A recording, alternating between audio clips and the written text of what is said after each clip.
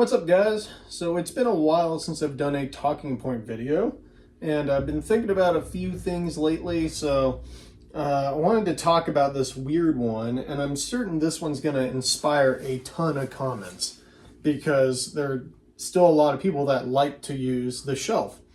And I feel like there's nothing really like safety-wise wrong with using the shelf.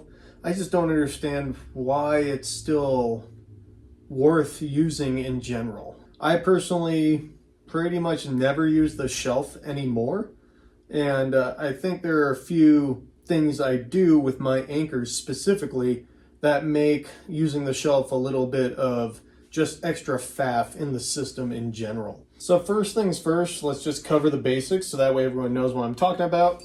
Here I am at my anchor, got my two bolts, one carabiner, another carabiner, double length sling. This one's pretty common. At least I think it's still common.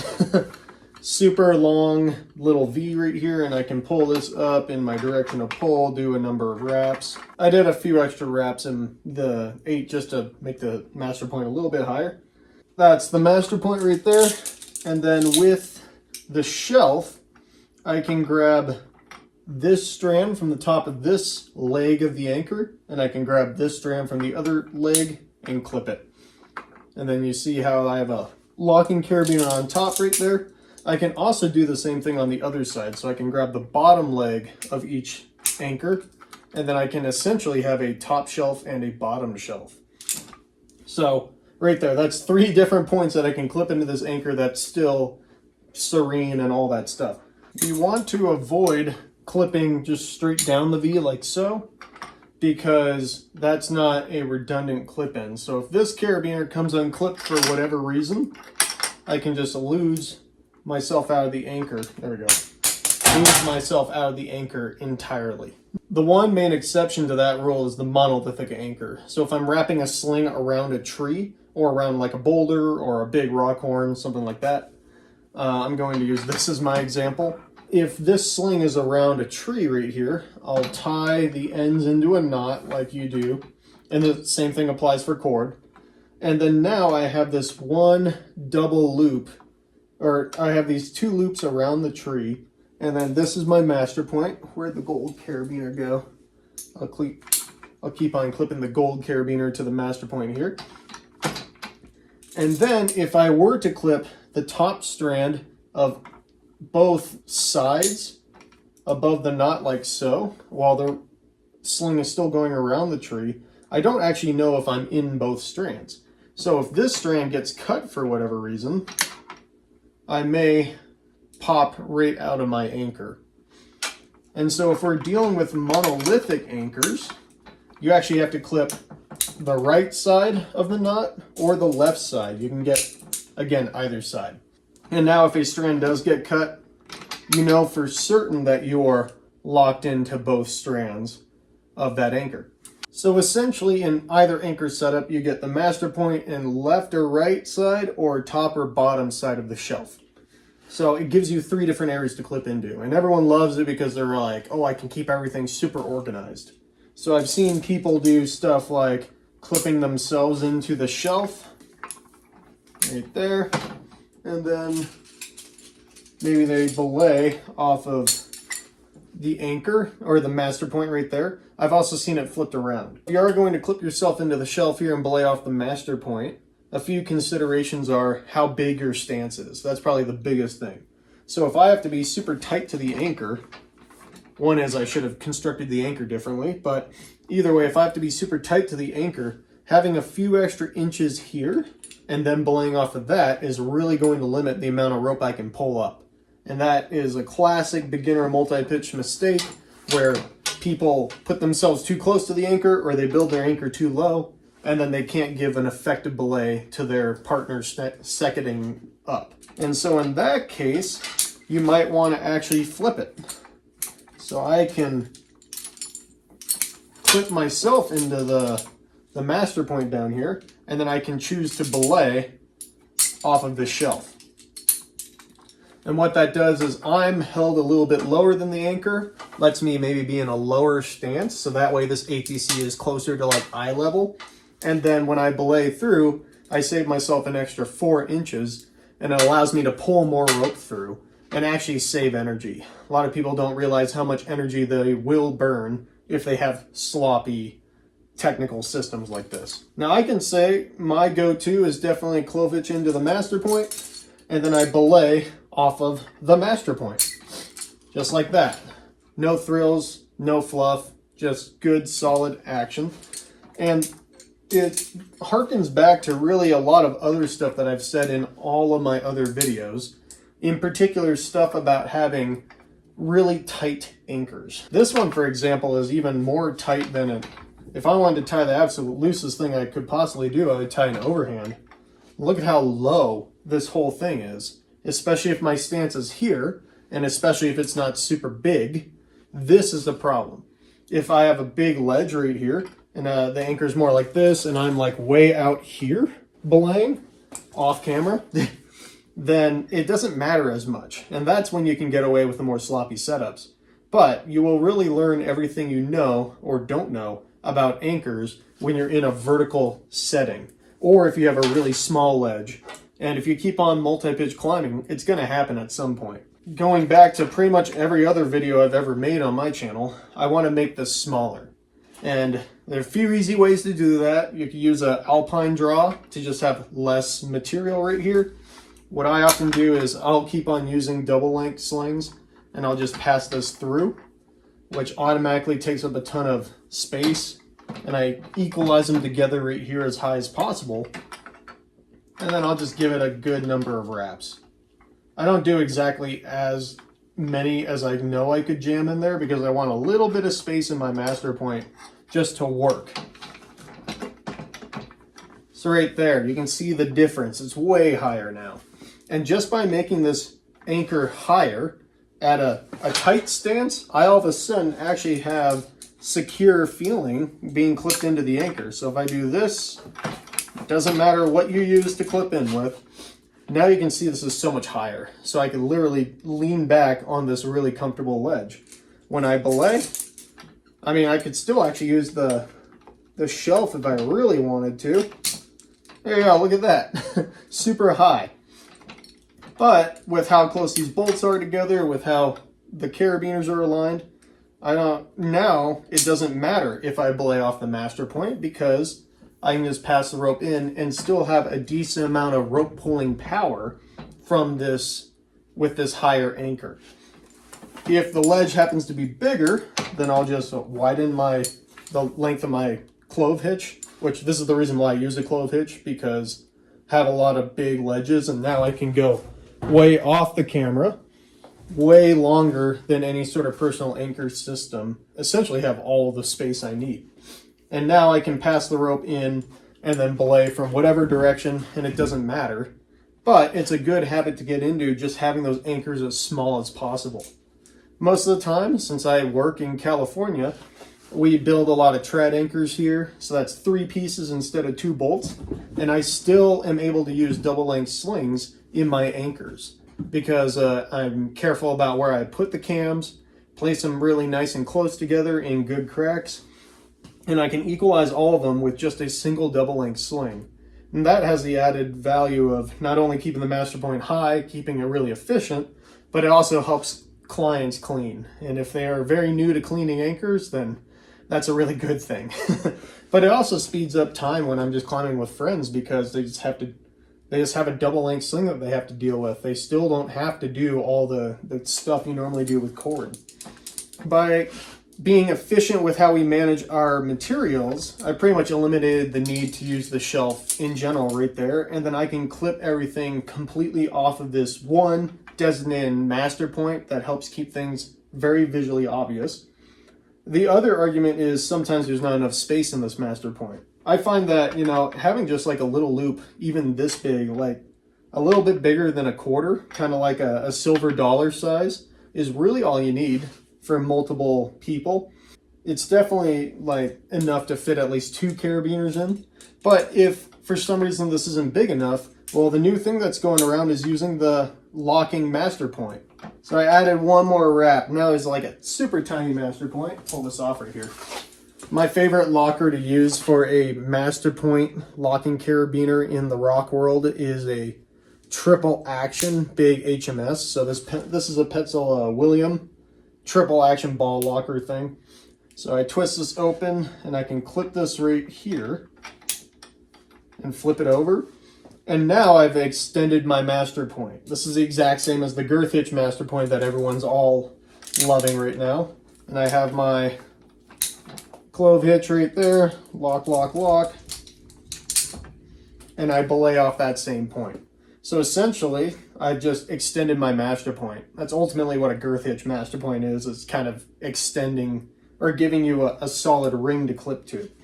And for a lot of people, they actually prefer using a locker here regardless because it doesn't deform when you put weight on it, which I personally don't have any trouble with. I don't think it's really that hard to deal with a tight loop, especially when you start doing rock rescue stuff. You do that all the time.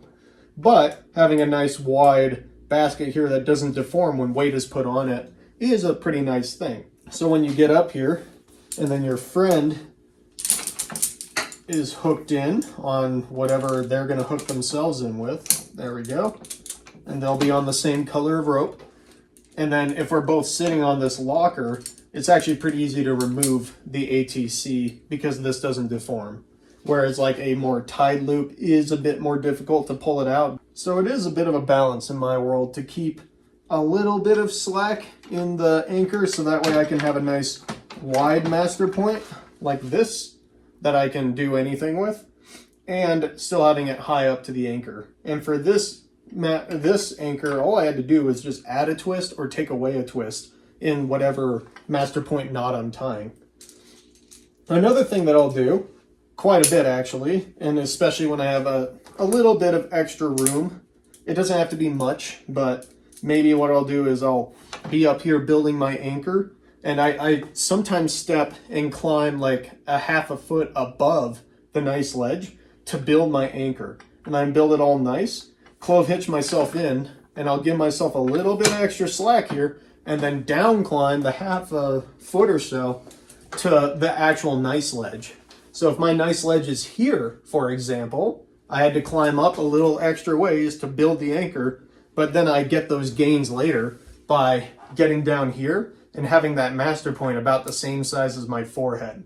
That's like the perfect amount because I can still reach up here, but this being higher allows me to really pull in rope well. If this is a little tight right here, I can attach my ATC to my clove hitch locker like that. And that's perfectly fine. Maybe that's going to be another comment soon enough, is the no metal on metal, you know, the whole every carabiner here will explode if it's touching another carabiner, but it is totally safe, no big deal. And I do this all the time where I'll just belay off of my clove hitch locker. And then that way when my follower gets up to me, we can clip their locker into the master point. See now, let's pull up enough rope so that way it looks obvious. Clove hitch them into that. And once they're clove hitched in to this higher locker, I then take the rope out of the ATC. And that's kind of the key right there, is you have to hook them to the anchor before you take them off belay, right? If I have a very minimal amount of room, I clip the ATC onto something that's not the master point, like my locker, and then I maintain the same amount of organization. Whereas in the past, people would put it on the shelf to do essentially the exact same thing that I did. Only instead of using a possibly poorly equalized shelf or whatever, I have a nice bomber single master point. You may be asking yourself, well, isn't there a way how I can get all the benefits out of this without learning anything new or being good with dealing with tying with my anchors? And there is, actually, and that's called the quad anchor. I'm sure someone's been watching this video the whole time wondering if I was going to talk about the quad anchor. So this is a quad length sling. I think triples are a bit easier for people to work with now because the quad slings can be a lot of material. But believe it or not, there is still a way how you can screw this one up. And that's because if I just start with the loop and do one singular loop here. Clip them in, equalize the sling out. I'll do my one overhand, and do my other overhand, and then clip that one in. Look at how low that is. So it's still a total quad anchor, but by having this anchor super low, I have all the same issues as before. So you still kind of have to get good with making these things shorter, or what you do is just buy a triple length sling. Yeah, here we go. So here's a triple length sling. Let's just see how that one, doing the exact same thing that I just did.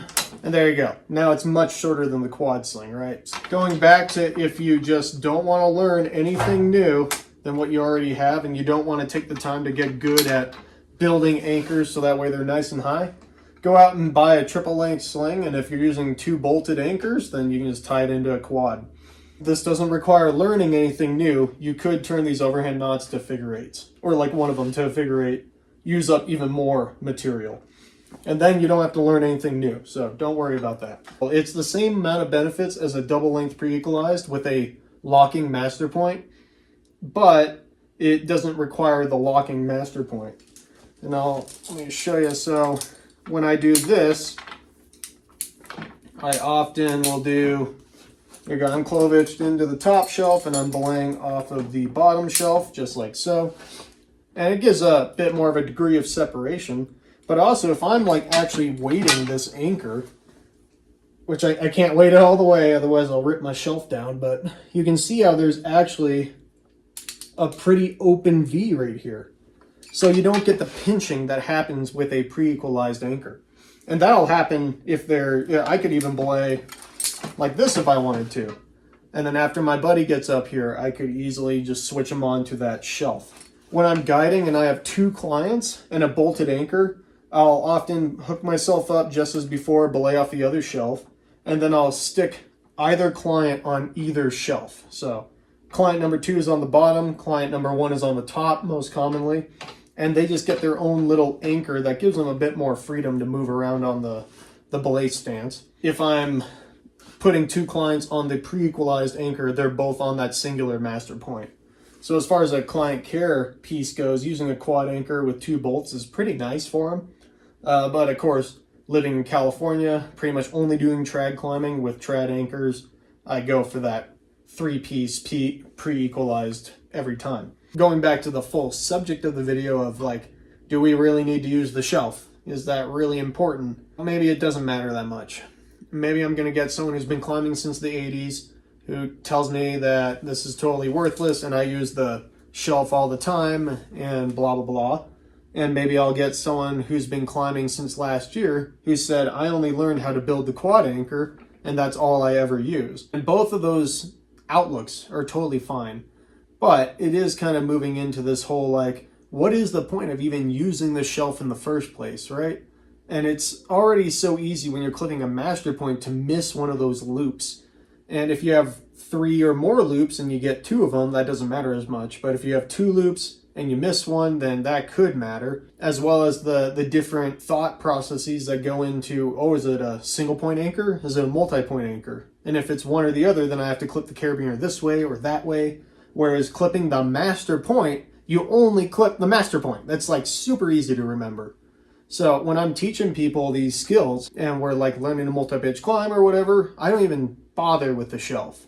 I probably mention it to them just so that way they know what it is when people are talking about it, but I don't teach them to clip anything to the shelf. If you want to really keep your anchors clean, using some of those tricks that I showed you in this video are a bit more effective and a bit more straightforward than doing something like remembering where to clip above the knot. As well as like the other arguments about using the shelf to increase the amount of rope you can belay. While that does work, it's a very small solution that doesn't affect the whole system quite a bit. Whereas the other thing of making the anchor smaller in order to increase the amount of rope you can belay affects the whole system in good ways. I guess other things play into that I didn't talk about, like building your anchors high. And now when it's a bolted anchor, you get wherever they put the bolts there. But talking about me stepping up a foot or so to build the anchor before climbing back down into my actual belay stance, that's something that actually works. Or even just breaking up the route in pitches in different places than what it says on the guidebook. I guide all the time out on School Rock on Donner. Most of the guidebook pitches say you can climb that feature in 2 rope lengths, so 2 pitches. And while you totally can do that, it's absolutely horrible for communication, and especially with clients that are new to climbing. So I tend to break up that mountain into 3.5 pitches. It goes from 2 pitches to 3.5 pitches. And I don't lose any time. It doesn't make you lose any time. It just increases the experience and the ease between yourself and your partner. Maybe that's getting into the topic for another video, but maybe that's something for you guys to think about and stew on, and then I can make a new video about it in the future after everyone's sort of thought about it a bit. Let me know what you like to do in the comments. Let me see how many of you trad dads out there still clip the shelf, and let me see how many of you trad babies or whatever are out there that never even learned the whole pre-equalized master point. I'd actually be really interested to hear how many of you have only started with the quad anchor and been using that ever since. Let me know, and I'll see you guys in the next one. Oh, it's starting to get overhanging. That's one of my several weaknesses. Nice and loose. That's great.